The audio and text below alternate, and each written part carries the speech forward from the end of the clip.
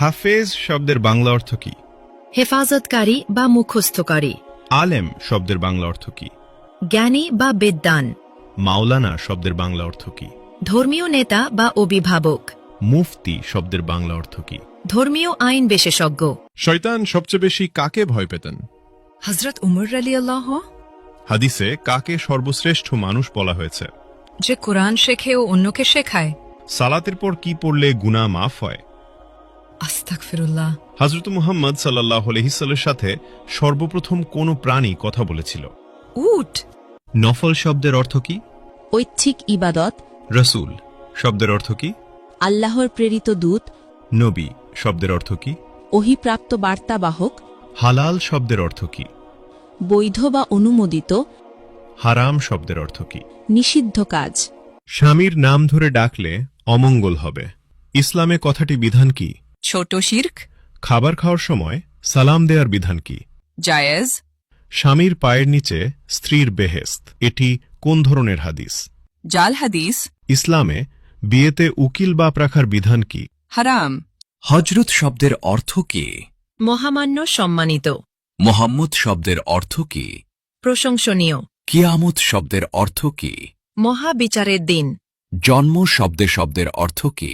আগমন। মৃত্যু শব্দের অর্থ কি? সমাধি। জিন কিসের তৈরি? ধোয়াবিহীন আগুন। মানুষ কিসের তৈরি? মাটির। ফেরেশতাগণ কিসের তৈরি? নূর। পশু পাখি কিসের তৈরি? পানি ও মাটি। শয়তান কিসের তৈরি? ধোয়াবিহীন আগুন।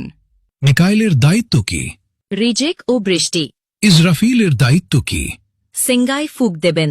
জিব্রাইলের কাজ কি? ওহী পৌঁছানো। আজরাইলের দায়িত্ব কি?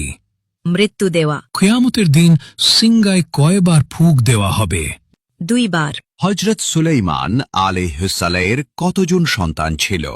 1 জন। হজরত দাউদ আলাইহিসসালামের কতজন সন্তান ছিল? 19 জন। হজরত মুহাম্মদ সাল্লাল্লাহু আলাইহি সাল্লাম এর কতজন সন্তান ছিল? 7 জন। 3 পুত্র 4 কন্যা। কোন নবী এখনো জীবিত আছেন? হযরত ঈসা আলাইহি ওয়াসাল্লাম। হযরত মুহাম্মদ সাল্লাল্লাহু আলাইহি ওয়াসাল্লামের নিজ হাতে তৈরি মসজিদ কোনটি? মসজিদুল কুবা। কোন নবী সবচেয়ে বেশি দিন জীবিত ছিলেন? হযরত আদম আলাইহি ওয়াসাল্লাম। পবিত্র কুরআনের প্রথম শব্দ কোনটি?